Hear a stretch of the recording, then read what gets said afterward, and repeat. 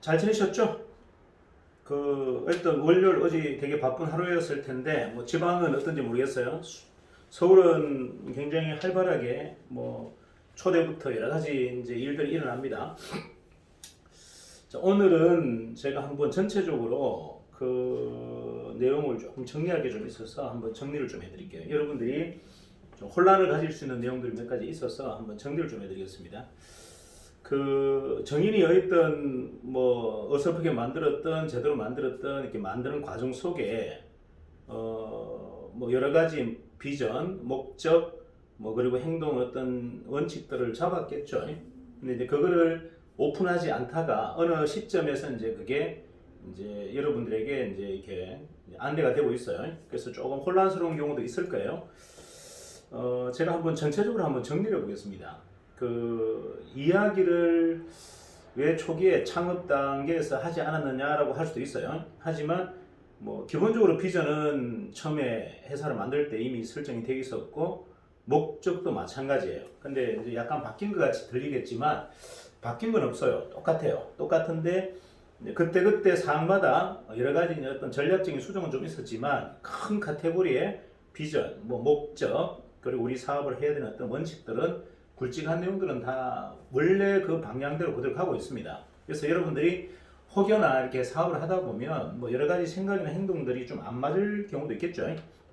자, 그렇다면 과연 이제 우리가 가고자 하는 이 방향과 여러분들이 가고자 하는 방향, 회사가 가고자 하는 방향과의 어떤 괴리감이 있다면 한번 전체적으로 한번 점검을 해보세요. 일단 첫 번째 제가 한번 정리해 드릴게요. 아침에 제가 이제 특판방에 올려드린 내용 이제 보시면 아시겠지만 회사가 비전이라고 딱 설정한 것은 정해져 있어요. 자, 비전이 뭐냐? 자, 저는 개인적으로 이렇게 생각합니다. 회사를 만든 목적이 큰 기업을 만들려고 만든 게 아니라 독립된 창업자들을 좀 만들었으면 좋겠다. 그러니까 회사의 구성원들, 멤버들이 저는 단순히 어떤 영업자 또는 회사의 어떤 정규직 신분이 아니라 개별 창업자로 연합체로 이렇게 만들어졌으면 좋겠다가 첫 번째 회사를 만든 목적이에요. 자, 두 번째는 우리가 일반 유통회사나 이런 비즈니스 회사에 가보면 성공 아카데미라는 내용들을 많이 만들고 가지고 있어요. 하지만 거기에는 약간의 오류가 있다는 걸 제가 많이 발견했고, 그러면 제대로 된 성공 아카데미가 뭘까? 자, 저는 이렇게 생각합니다. 성공 아카데미라는 거는 추상적이어도 안 되고 계획 단계에서도 안 된다. 결론적으로 누군가가 역사가 있어야 된다. 역사가 있어야 된다라고 표현하는 것은 뭐냐면 정인에 적어도 한 200명의 성공한 창업자가 있어야 이게 완벽한 성공 아카데미다. 제가 이제 갖고 있는 생각이에요. 그래서 이 프로그램 전체를 저는 해외에 나가서 상품으로 팔겠다. 성공한 여러분들의 그 노하우와 능력을 저는 해외에 나가서 상품으로 팔고 싶다가 이제 핵심이에요. 그래서 성공 아카데미를 저는 지속적으로 추구하고 있었어요. 물론 그게 영향력이 아직까지 다다르지 않아서 그렇게 강력하게 여러분에게 내포하진 않았지만 저는 최종적인 기업의 완성은 성공 아카데미를 할 만큼의 완벽한 소스를 갖고 있는 회사, 진짜 말 그대로 실체, 성공한 기업가가 한 200명 있는 실체가 있는 회사, 이게 제가 이제 목적인 거예요. 그렇게 되어야만 어딜 가서 이야기하더라도 당당할 수가 있죠. 우리는 이런 아이디어 있습니다. 이건 누구나 할 수 있죠. 자, 우리는 이렇게 진행하고 있습니다. 이건 누구나 할 수 있어요. 하지만 우리는 이걸 결과로 갖고 있습니다. 짧은 시간 안에 200명이라는 강력한 성공자가 만들어졌는데 도대체 이게 뭔지 한번 배워보실래요? 이제 이게 제가 갖고 있는 완벽한 성공 아카데미다. 자, 이거를 국내에서만 쓰는 것이 아니고 해외도 나가서 활용하고 싶다. 자, 그 다음에 이제 마지막은 창업 컨설팅이에요. 우리가 지금 기업 컨설팅, 창업 컨설팅 많은 사람들이 하고 있지만 대부분은 말로 그치는 경우가 많고 엔젤 투자라고 얘기하지만 사실은 그건 엔젤이 아니에요. 천사가 아니라 악의적 투자입니다.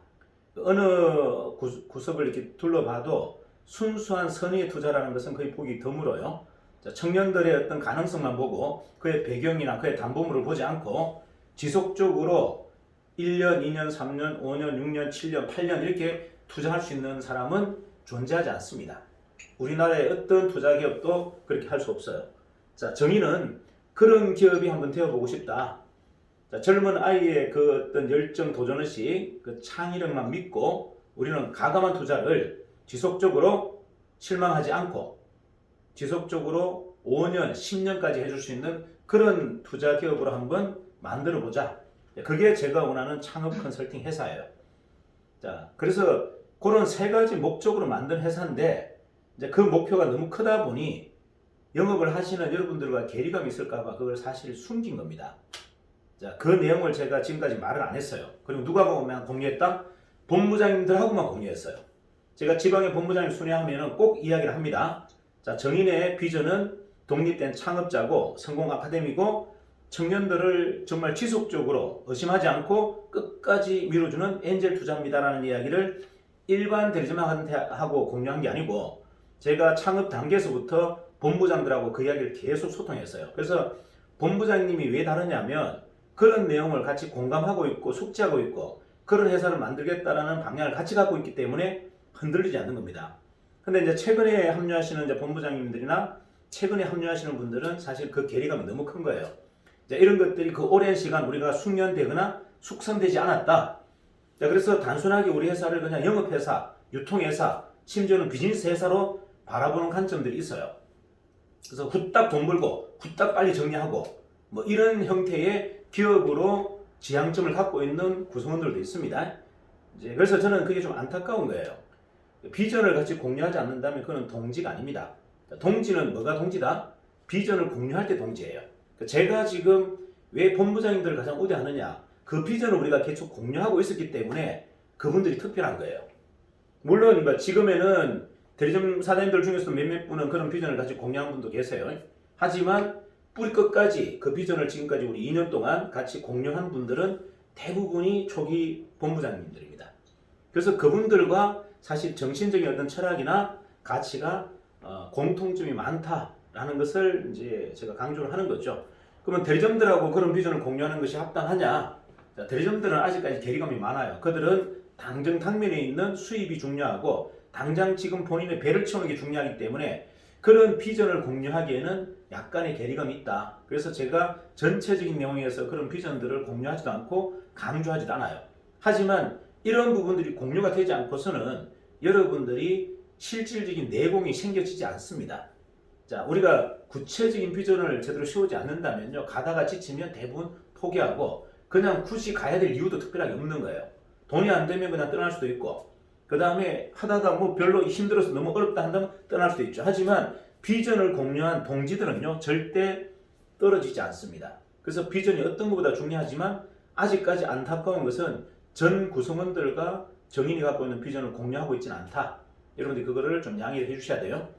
지금 단지 비전을 같이 공유하고 있는 것은 지금 초기에 본부장님들하고만 지금 공유가 되어 있고 그분들하고의 이제 정인의 어떤 문화가 함께하고 있는 거예요. 그래서 저는 본부장님들을 가장 우대하는 이유는 그런 비전을 공유하고 있기 때문에 말 그대로 정말 동지이기 때문에 제가 그분들을 믿고 지지하는 겁니다. 이게 핵심이에요. 자, 그러면 목적은 뭐냐? 목적은 그 비전을 구체적으로 이렇게 잡았으면 거기에 대한 구체적인 또 목적이 있어야 되겠죠? 자, 목적은 저는 본부장 협동조합입니다. 자, 뿌리 끝까지 저는 본부장 협동조합입니다. 제 혼자서 의사결정을 하거나 저 혼자서 단독적으로 하고자 하는 의사는 저는 단 1도 없어요. 그런 목적으로 회사를 만든 거는 저는 단 1도 없다. 뭐 혼자서 어떤 의사결정을 하겠다는 생각 자체를 굉장히 위험한 생각이라고 생각하는 사람이에요. 저는. 자, 본부장님도 마찬가지입니다. 본부장님이 혼자서 의사결정을 하는 것을 굉장히 위험하다고 생각하는 사람 중에 한 사람이에요. 여러분들 어떤 본부장이 의사결정을 할 때는 구성원들, 대리점 사장님들하고 충분히 소통 후에 가장 중요한 의사결정을 했으면 좋겠다. 자, 이게 시간이 걸리고 조금 불편하고 조금 어렵다 하더라도 둘러가는 길이라 하더라도 저는 그렇게 했으면 좋겠다가 제 기본적인 생각이에요. 자, 그래서 여러분들이 뿌리 끝까지 회사는 본부장 협동조합입니다. 자, 본부장이 딱 연대를 하면 정인의 대표도 자를 수 있어요. 정인의 방향도 바꿀 수 있습니다. 자, 그거 제가 인정한다고요. 자, 그거 인정하는 회사입니다. 만약에 전체적인 본부장님들 의견이 대표님 우리 비전 이렇게 가면 안 됩니다. 목표 이렇게 가면 안 됩니다. 라고 한다면 저는 바꿀 의사가 있다. 자, 그런데 중요한 건 뭐다? 본부장님들이 한 목소리를 내줘야 된다. 뭐 본부장들끼리 막 아기다툼을 하거나 방향이 다르다면 그거는 어쩔 수 없이 제 선택에 의해서 가게 돼 있어요. 하지만 여러분들이 정말 합의를 하고 좋은 방향으로 만약에 의사결정이 난다면 저는 무조건 여러분을 따른다. 이게 목적이에요. 자, 그 다음에 이제 내부 구성원의 역량을 좀 강화했으면 좋겠다. 자, 여러분들이 지금까지 많은 일들을 해보셨지만 사실은 같은 일을 계속 반복하거나 아니면 같은 클래스의 일들에 계속 매몰되어 있습니다. 이유는 뭐다? 내가 성장하지 않기 때문에 일어나는 현상이에요. 내가 새로운 시장을 도전하고 새로운 영역을 도전하고 새로운 클래스에 내가 올라가 줘야 되는데 이제 그런 자기 개발, 자기 투자가 조금 부족했다. 자, 그러다 보니까 계속 그 자리를 맴돌고 같은 일을 계속 반복할 수밖에 없는 거예요. 자, 그렇다면 우리가 이제 갖고 있는 생각 중에 가장 높은 영역의 그러면 영역의 능력은 뭘까라고 봤을 때 저는 기업을 창업하고 기업을 경영하는 능력이라고 봅니다. 자, 조직을 관리하고 조직을 육성하는 능력보다 기업을 창업하고 기업을 경영하는 능력이 자본주의에서는 최고의 능력이라고 본다. 자, 그러면 기업을 창업하고 기업을 경영하는데 가장 중요한 핵심적인 실력이 뭐냐? 저는 기획력, 그 다음에 세련된 법무 시스템, 그리고 완벽한 투자 운영팀, 이 세 가지라고 보는 거죠. 이 세 가지를 여러분들이 한번 잘 점검해 보시면 굉장히 많이 약하다는 생각을 느낄 수 있어요. 저 또한 그걸 많이 느꼈고요. 제가 유통을 하거나 다른 일을 할 때 이 세 가지가 없었기 때문에 가감하게 제가 회사를 만들지 못했던 겁니다. 저는 회사가 이 부분이 가장 중요하다고 알았고 이 부분은 일반적인 사람이 섭렵할 수 있는 영역이 아니라고 생각하기 때문에 아예 도전조차 하지 않았던 겁니다. 근데 어느 시점에 기회가 되어서 제가 그 분야를 도전하게 되고 그 분야를 몰입해서 확인해 보니 그게 우리가 생각하는 것만큼 어렵고 복잡하고 굉장히 힘든 영역이 아니더라는 겁니다. 그래서 제가 이제 말씀드리는 것은 그 기획력과 법무, 투자에 대한 것은 여러분들은 무조건적으로 좀 배워주셔야 된다. 그게 자본주의의 가장 멋있는 실력이다. 최고의 실력이라는 것을 여러분들이 좀 공감을 해줬으면 좋겠다. 그래서 내부의 구성원들의 역량 강화는 정말 창업자로서 기업가로서 우뚝 설 수 있는 그 세 가지 분야를 좀 조심스럽게 여러분에게 좀 안내해드리고 싶고 제가 안 된다면 다른 전문가를 통해서 이제 그런 것들이 여러분에게 좀 소개가 되었으면 좋겠다가 솔직한 심정이에요. 자, 그 다음에 목적 마지막 세 번째는 동맹과 협업을 하자. 우리가 지금까지 알고 있는 동맹과 협업과 제가 알고 있는 동맹과 협업은 달라요. 제가 계속 이야기하잖아요. 저는 동업을 한다면 이렇게 한다. 여러분이 3을 대고 제가 7을 대겠다. 대신 수익은 여러분이 7을 가져가고 저는 3을 가져가겠다. 자, 이런 동맹, 이런 예를 들어 동업에 어떻게 깨집니까? 자, 내가 많은 걸 양보했잖아요. 내가 2배를 양보했는데 2배를 양보한 이 협업과 동업에 어떻게 이게 삑사리가 나냐고요. 깨지냐고요. 자, 깨질 수 있는 구조가 없는 겁니다. 자, 그러면 이거죠. 자, 나는 황옥희 본부장하고 7대3으로 계약을 했어요. 자, 그리고 나는 7을 줄 겁니다. 똑같은 일을 해도 나는 3을 가져갈 겁니다. 자, 나는 백강화 본부장하고 또 7대3으로 계약했습니다. 백강화 본부장한테 7을 주고 제가 3을 가져갈 겁니다. 자, 그 다음에 우리 최금석 본부장님하고 제가 7대3으로 동업을 했어요. 그분에게 7을 주고 저는 3을 가져갈 겁니다. 자, 저는 세 팀을 운영해서 저는 9를 가져갈 겁니다. 그 말은 그 세 분의 본부장보다 저는 3배를 더해서 여러분보다 딱 2%를 더 가져가겠다는 겁니다. 자, 이게 제가 갖고 있는 동업이에요. 자, 이 동업이 왜 실패를 하죠? 이 동업은 실패할 수 있는 동업이 아니에요. 근데 대부분 사람들은 5대5로 동업을 합니다. 네 5%, 내 5%, 네 5% 수익 가져가고 내 5% 수익 가져가고 그렇게 동업을 하다 보면은요 각각 생각이 달라요. 자, 어떤 사람은 실무 왔는데 야, 실무가 뭐가 중요하니? 영어보다 따온 사람이 더 중요하지. 내가 더 많이 했으니까 내가 더 줘. 자, 실무자는 무슨 소리야? 대가리 굴리기 더 힘들다. 영업한 게 이게 뭐가 대단한 거냐? 기획하고 전략하고 실무적인 거 한 게 이게 훨씬 더 중요한 일인데 야, 내가 더 가져가야지. 바라보는 관점의 차이인 거예요. 누가 더 열심히 했는지 누가 덜 열심히 했는지를 분간할 수가 없다. 업무에서는 각자가 다 유능한 일을 했고 대단한 일을 했는데 그 마음속에 뭐가 있다? 내가 좀 더 특별한 일을 했고 내가 좀 더 큰 역할을 했다고 보는 거예요. 이래서 동업이 깨지는 겁니다. 자, 동업에는요 그냥 가감한 어떤 이 배팅이 필요한 거죠. 야, 네가 뭐 2배 가져가라. 나는 뭘 하든 이보다 2배를 더 하든 1배를 하든 나는 3분의 1만 가져갈게 하는데 그게 어떻게 깨집니까? 자, 그거를 복수로 계속 넓혀나가면 그게 사업인 거예요. 자, 사업이라는 건 너무 단순하다. 복잡하지가 않아요. 자, 강력하게 딜을 해주는 겁니다. 뭐? 배팅. 자, 네가 2개 가져가고 나 1개만 먹을게. 자, 이런 동업이 어떻게 깨져요? 자, 그리고 제가 계속 얘기하잖아요. 동맹은 어떻게 한다? 사람의 혈관을 잘라서 혈관끼리 다 묶어버리겠습니다. 10명을. 자, 혈관끼리 다 묶었어. 그러면 한 사람의 피가 그냥 같이 도는 거예요. 자, 누군가 한 사람이 치명적인 실수를 했고 실패를 했어. 사업에 엄청난 손실을 일으켰어. 몇백억, 몇천억 손실을 일으켰어. 그걸 어떻게 죽입니까? 걔를 죽이면 다 죽는데. 일단은 살려놓고 봐야죠. 살려놓고 정신이 들 때까지 빠말때기를 때리는 거예요. 이렇게 빠말때기를. 죽이면 된다 안 된다? 절대 안 된다.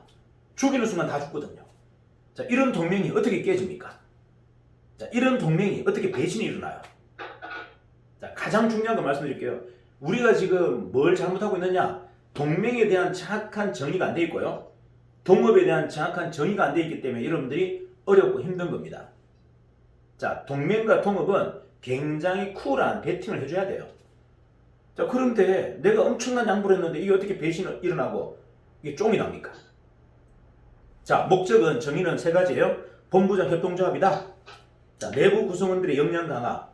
내부 구성원들이 기업가가 되고 창업가가 되려면 가장 중요한 기획과 법무와 투자에 대한 전반적인 게 훈련돼야 되는데 이게 안 돼 있기 때문에 여러분들이 끊임없이 뭐다? 나는 누군가 밑에 있는 거예요.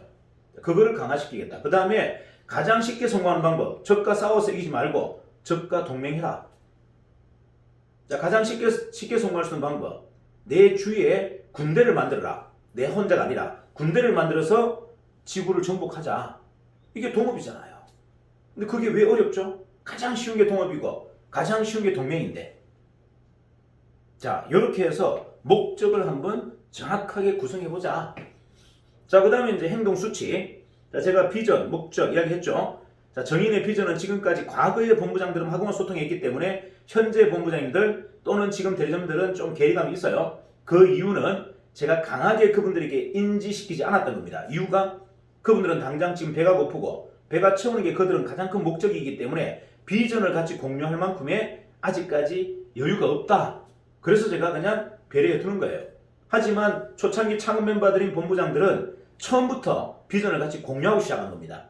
우리가 힘들고 어렵고 배가 고파도 이 비전을 완성하기 위해서 가자 라고 했기 때문에 그분들하고의 관계는 정확하게 동지예요. 하지만 최근에 들어오시는 본부장님들, 최근에 유입되는 대리점들은 아직까지 동지가 아닌 거예요. 그냥 동료인 겁니다. 이유가 그 비전이 서로가 공유되어 있지 않기 때문에 그래요. 그래서 비전이 서로가 공유된다는 게 얼마나 중요한 건지를 여러분 정확하게 인식 한번 해보셔라. 이거 부탁드리는 거고요. 그러면 이제 그게 마지막 단계인 행동 수치가 뭔데?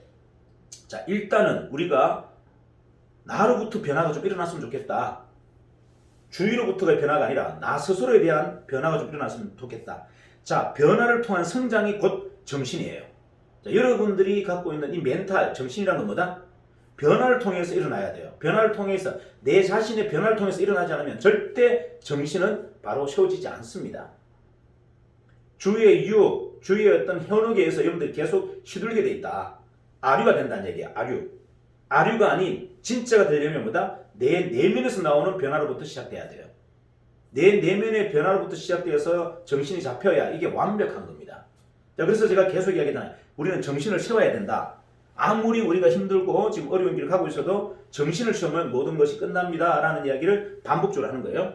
나 내면에부터 변화가 일어나야 됩니다. 외부의 분위기에서, 외부의 어떤 유혹에 의해서 변화되는 것은 이건 아류가 되는 거예요. 자, 변화는 내 스스로에서부터 일어나야 됩니다. 그게 가장 중요하고, 여러분이 주인이라는 의식, 세상은 내가 중심이라는 의식을 꼭 가져주셔야 돼요. 자, 두 번째는 행동 수칙은 세련된 교육 시스템입니다. 자, 세련된 교육 시스템이라는 이야기는요, 시대 정신을 반영한 성장 프로그램이어야 된다는 겁니다. 자, 다시 얘기할게요. 제가 많은 분들이 교육에 대한 제안을 하지만 제가 거부하는 이유가 뭔지 아세요? 많은 분들이 저한테 이런 교육을 좀 넣었으면 좋겠습니다 해도 제가 거부하는 이유가 있어요. 이유가 뭐다? 시대 정신을 반영하지 않았기 때문에 그런 거예요. 제 고집하고 맞지 않기 때문이 아닙니다. 자, 다시 한번 이야기할게요. 제 고집과 제 생각과 맞지 않아서가 아니고 뭐다? 시대 정신을 반영하지 않았기 때문에 제가 거부하는 거예요. 아직까지 그런 교육은 우리한테 필요하지 않습니다 라고 하는 것은 시대 정신을 반영했느냐 안 했느냐를 저는 가장 중요하게 봅니다. 다시 얘기할게요. 제가 여러분에게 이렇게 아침마다 하는 이 세션은, 이거는 제가 아침마다 그냥 막 일방적으로 하지 않아요. 차를 타고 오면서 한 30분 동안 제가 아주 밀도 있게 고민합니다. 과연 내가 오늘 해야 될 이 이야기에 시대 정신이 반영되어 있는지 그렇지 않는지를 저는 철저하게 반성하고 옵니다. 자, 제가 지금 일방적으로 막 제 감정을 품어내고 제 경험을 품어내는 게 아니에요. 오늘 해야 될 이 내용 안에 과연 나의 개인의 생각, 개인의 철학이 반영될 것인가, 시대 정신이 반영되어 있는가를 저는 면밀하게 검토하고 여러분에게 오늘 이런 이야기를 하는 거예요. 제가 필터링하는 것은 다른 게 아니에요. 자칫 잘못하게 되면 제 생각이 들어가고, 자칫 잘못하게 되면 제 고집이 들어가고, 자칫 잘못하면 제 과거의 경험이 여러분에게 들어가기 때문에 이걸 철저하게 제가 검열한다. 그걸 뭘로 필터링한다? 과연 이 내용들이 시대 정신에 맞는지 안 맞는지를 필터링해서 오늘 강의를 하겠다, 오늘 교육을 하겠다라고 제가 결정한단 말이에요. 그러면 여러분들이 이렇게 이야기하셔야 돼요. 대표님, 오늘 이야기했던 그 내용은 시대 정신에 맞지 않습니다. 그러면 제가 무조건 인정할게요. 하지만 당신 고집입니다. 당신 생각입니다. 이렇게 하는 것은 제가 수용하지 않아요. 다시 얘기할게요. 여러분이 저에게 피드백을, 강의에 대한 전반적인 피드백을 할 때는 과연 최 대표님이 지금 오늘 하신 그 강의가 시대 정신에 부합하지 않습니다 한다면 저는 100% 수용합니다. 하지만 당신 고집입니다, 당신 아집입니다, 당신 철학입니다 한다면 저는 수용할 수 없어요. 왜? 저는 분명히 말씀드렸죠. 아침에 40분 동안 차를 타고 오면서 뭘 고민한다? 오늘 제가 던질 이 내용이 과연 시대 정신에 부합하는지 안 하는지를 가장 깊이 있게 점검하고 반성하고 오기 때문에 거기에 대한 논쟁은 굳이 하실 필요가 없다라는 거예요. 근데 그렇게 깊이 있게 제가 성찰하고 고민했지만 이게 시대 정신과 부합하지 않는다면 저는 오늘 한 강의를 반성할 겁니다. 그리고 여러분에게 사과드릴 거예요. 자, 가장 중요한 건 교육이나 강의를 할 때 과연 이 내용이 나의 아집을 통해서, 나의 경험을 통해서 나왔느냐, 아니면 시대 정신을 반영했느냐를 꼭 점검해 보세요. 저는 그게 가장 기본입니다. 그래서 어떤 분들은 오늘 강의가 너무 강했습니다, 오늘 강의는 너무 혼냈습니다 이렇게 얘기하는데 저는 그 기준이 없고요. 그런 기준은 없어요. 오늘을 강하게 했고 뭐 누군가를 혼냈고 이런 것에 대한 관심은 저는 별로 없어요. 과연 오늘 제가 던지려고 하는 이 이야기들이 시대 정신을 반영했는지 아닌지만 저는 오로지 관심이 있어요. 시대 정신에 맞다면 저는 강력하게 여러분들 혼낼 겁니다. 왜? 변하지 않고 있기 때문에, 게으르기 때문에, 성장하지 않고 있겠다면 저는 무조건 혼냅니다. 근데 그게 시대 정신이 아니라 제 고집이나 아집이라면 저는 단 1도 여러분에게 혼내거나 지적하거나 이야기하지 않습니다. 이게 제가 갖고 있는 가장 기본적인 기준이에요. 그래서 여러분들이 한번 고민을 해보세요. 내가 지금 누군가 구성원들에게 던지는 이 멘트들이, 스토리들이 과연 시대 정신에 부합한 내용인지, 과거에 캐캐묵은 나의 경험인지를 한번 정확하게 점검하시고 조금 더 세련되게 여러분 스토리들을 좀 다듬었으면 좋겠다. 자, 저는 세련된 교육 시스템이라고 얘기하는데 그 핵심은 뭐다? 시대 정신을 반영한 성장 프로그램이어야 된다. 제가 뭐 다른 거는 그냥 관대하게 막 허용하지만 교육 프로그램을 짤 때는 제가 한 번 안 넘어가요. 하나하나를 다 따집니다. 뭐 요번에 슈퍼바이저 교육, 본부장 워크샵 이런 모든 내용들을 저는 그냥 허술하게 넘기지 않아요. 하나하나를 다 체크합니다. 심지어는 교환까지 다 체크해요. 이유가 뭐다? 그 내용 안에 시대 정신이 반영되어 있는지 안 되는지를 제가 보고 있는 거예요. 여러분의 생각을 담은 건지 시대 정신을 반영해서 담은 건지를 제가 꼼꼼하게 살피는 거예요. 저는 교육만큼은 절대 허술하게 넘어가지 않아요. 깊이 있게 고민해라. 그리고 강의를 해라. 이게 제가 갖고 있는 기본적인 생각입니다. 내 생각을 넣으려고 하지 마라. 내 고집이나 내 경험을 넣으려고 하지 마라가 제가 기본적인 교육에 대한 원칙이에요. 그래서 여러분들이 그런 기준에서 좀 내용들을 정리했으면 좋겠다. 자, 그 다음에 이제 행동수치 마지막이 뭐냐면 강력한 스토리가 된다. 스토리가 뭐다? 강력해야 됩니다. 임팩트가 있어야 된다. 그 말은 스토리가 바로 문화를 만들기 때문에 그래요. 자, 여러분들이 보기에는 많은 것들이 우리 주변을 변화시키는 것 같이 보이지만 결국은 그 모든 것들이 스토리예요. 스토리가 누군가에게 자극이 되면 변화를 일으키고 그게 하나의 붐이 일어나고 문화가 만들어집니다. 한번 잘 보세요. 자, 뭐 여러분들 저는 정치 이야기 절대 하지 마라 그러고요. 종교 이야기 하지 마라 그럽니다. 제가 이렇게 우리 사무실에 와서 이야기를 쫙 할 때 제가 길을 닫아버리는 사람들이 있어요. 자, 사무실에 와서 저한테 이야기를 쫙 할 때 제가 길을 닫아버리는 사람이 있습니다. 자, 종교 이야기 하거나 정치 이야기 하면 저는 길을 닫아버려요. 그의 말을 단 1도 안 들어줍니다. 인상을 팍 씁니다. 그 말은 나가라는 이야기예요. 그런 말을 할 거면 빨리 나가라. 제가 데리고 오는 사람을 딱 째려봅니다. 다시 이야기할게요. 그 자를 째려보는 게 아니고 그 데리고 온 사람을 제가 딱 째려봐요. 어디 이름을 데리고 왔냐 이 이야기예요. 빨리 데리고 나가라. 자, 다시 이야기할게요. 우리 사업에는 절대 개입되지 말아야 될 게 하나 있어요. 종교, 정치 절대 개입하면 안 됩니다. 자, 나는 누구하고 같이 일하는데, 정치인 누구하고 일하는데 이런 이야기 저한테 하지 마세요. 제가 가장 싫어하는 겁니다. 자, 나는 기독교인인데 나는 불교인인데 그럼 어쩌라는 이야기예요. 그럴 것 같으면 교회 다니지 굳이 우리 회사에 왜 옵니까? 아니 내가 정치적 색깔이 강하고 정치운동을 한다. 그러면 강화문에 가야지 여기 왜 옵니까? 그런 것은 저한테 1도 이해되는, 제가 그 데리고 온 사람 혼냅니다. 정치, 종교 가지고 언급하는 사람은 저는 그 자리에서 바로 직격탄 날려요. 누구를? 데리고 온 사람을. 저는 뭐지를 데리고 왔냐? 바로 혼냅니다. 여러분 절대 그런 사람 저한테 붙이지 마세요. 제가 가장 싫어하는 사람들이에요. 이건 농담이 아니에요. 저도 한때는 완벽하게 이념운동에 미쳤던 사람이고 신부가 되려고 노력했던 사람이에요. 근데 제가 사업에는 단 1도 제가 종교나 정치나 철학을 넣지 않습니다. 이거는 기본적인 원칙이에요. 여기 수많은 사람들이 다양한 종교를 갖고 있고 다양한 정치 색깔을 갖고 있는데 거기다가 내 주장해서 뭐 하겠다는 겁니까? 회사를 박살내겠다는 겁니다. 그 이야기는. 제가 용납 못하는 이유가 그거예요. 어디 금방지게 자기 정치적 색깔을 가지고 종교적 색깔을 가지고 회사를 위해를 주려고 해요. 절대 용납 안 되는 겁니다. 그 데리고 온 사람을 제가 혼냅니다. 이거 여러분들 명심하셔야 돼요. 우리 회사 안에는 절대 종교가 단 1%도 들어와서는 안 되고 정치 색깔이 단 1%도 들어와서는 안 된다. 그게 망하는 이유입니다. 그런 사람은 언급도 하지 마시고 여러분 본부 안에서 정치, 종교 얘기 절대 하지 마세요. 제가 바로 듣는 순간 혼냅니다. 이유는 그건 회사를 말아먹자는 이야기예요. 구성원을 배려하지 않는다는 이야기예요. 그 수많은 사람이 다양한 철학과 종교를 갖고 있고 정치적 성향을 갖고 있는데 내 색깔을 내서 어떻게 하겠다는 겁니까? 절대 하지 말아야 될 일, 첫 번째 종교, 두 번째 정치, 그리고 내 철학 이야기하지 마세요. 이거는 이야기할 이유가 없는 겁니다.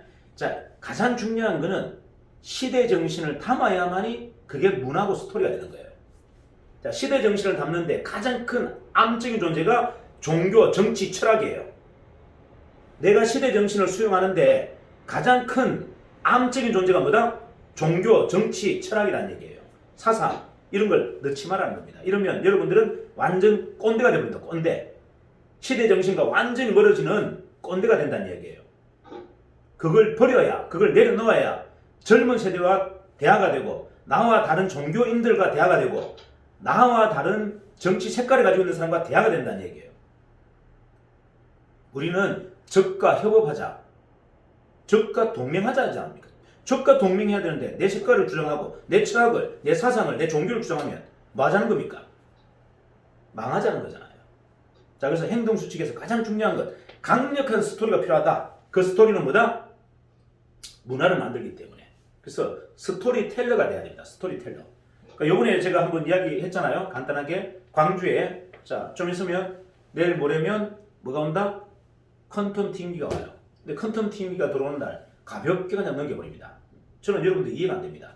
자, 제가 만약에 광주 호남 본부장이면 저는 진짜 프랜카드를 그 건물을 다 덮는 프랜카드를 하나 씌울 겁니다.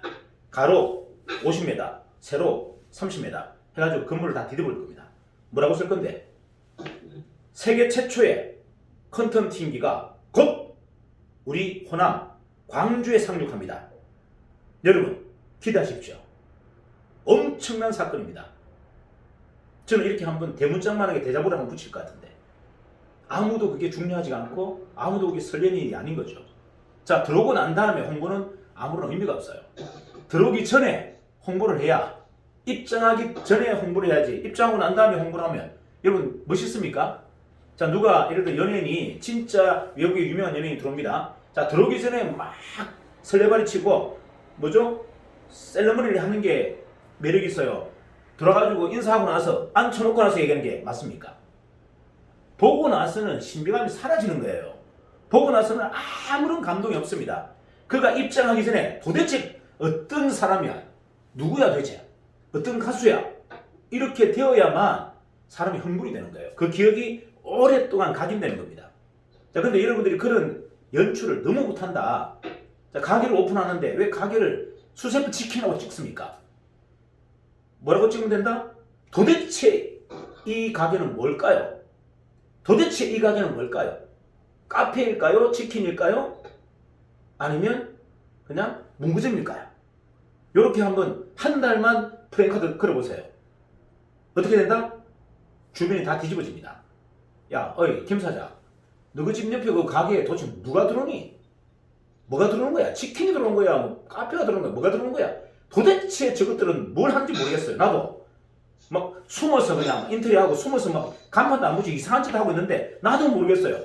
그러면 그 주위에 있는 주민들이 전부 미쳐버립니다. 도대체 저게 뭐야?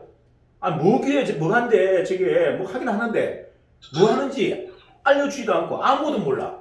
새벽에 와서 인테리어하고, 몰래 인테리어하고, 도대체 저 안에 뭐가 오픈될지 모른다. 이게 마케팅인 거예요, 이게. 그들을 설레게 만들어서 한 달 안에 뭐다? 완전 붐업을 만들어버리는 겁니다. 그래서 그날, 오픈날, 줄을 한 50m 쫙 서게 만들어버리는 겁니다. 뭔지도 모르고, 막 기대감이 있어서 한 달 동안 막, 와, 치킨이네. 오픈 당일날. 이야! 나도 가서 먹어봐야겠다. 왜? 머릿속에 뭐가 남아있죠? 도대체 저 가게가 뭔데?